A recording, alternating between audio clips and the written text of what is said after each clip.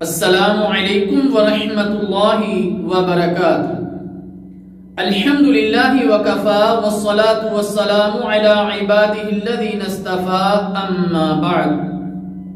محترم سامعین کرام، نماز کے احکام و مسائل ذکر کیے جا رہے ہیں۔ آج کے درس میں 3 چیزوں کو ذکر کیا جائے گا۔ فجر سے قبل رات کو آذان، نمبر 2 کسی آفت کے وقت آذان کہنا، اور نمبر 3 آذان و اقامت کے الفاظ میں کمی پیشی کرنا۔ تو سب سے پہلے فجر سے قبل رات کو آذان کہنا۔ رات کے وقت فجر سے قبل آذان کہنا جائز ہے۔ رسول اللہ صلی اللہ علیہ وسلم نے فرمایا، بلال کی آذان تمہیں سحری کھانے سے نہ روک دے، کیونکہ وہ رات کے وقت آذان دیتے ہیں تاکہ جو نمازی نماز پڑھ رہے ہیں وہ رک جائیں اور جو لوگ سوئے ہوئے ہیں وہ بیدار ہو جائیں۔ یعنی جو لوگ رات کو نماز پڑھ رہے ہیں، اس سے مراد تہجد کی نماز ہے۔ صحیح بخاری۔ رات اور فجر کی آذان سے متعلق آتا ہے کہ ان دونوں آذانوں میں اتنا وقفہ ہوتا کہ ایک آذان دے کر نیچے آ رہا ہے اور دوسرا آذان دینے کے لیے جا رہا ہے۔ صحیح مسلم۔ اس سے دونوں آذانوں کے درمیان وقفے کی قلت کو ذکر کیا جا رہا ہے۔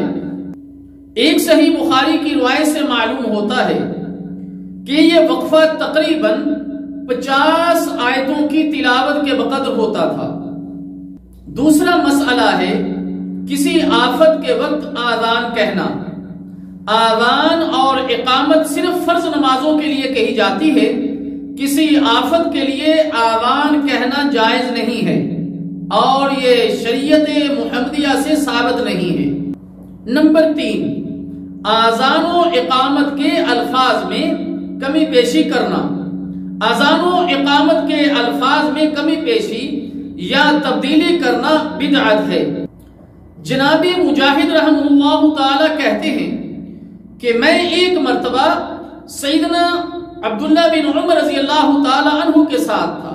ایک آدمی نے ظہر یا عصر کی آذان میں تخویب کہی، یعنی بعد میں الصلاۃ خیر من النوم وغیرہ کہا، تو وہ فرمانے لگے، یعنی عبداللہ بن عمر رضی اللہ تعالیٰ عنہ کہنے لگے، مجھے یہاں سے لے چلو، بلا شبہ یہ بدعت ہے۔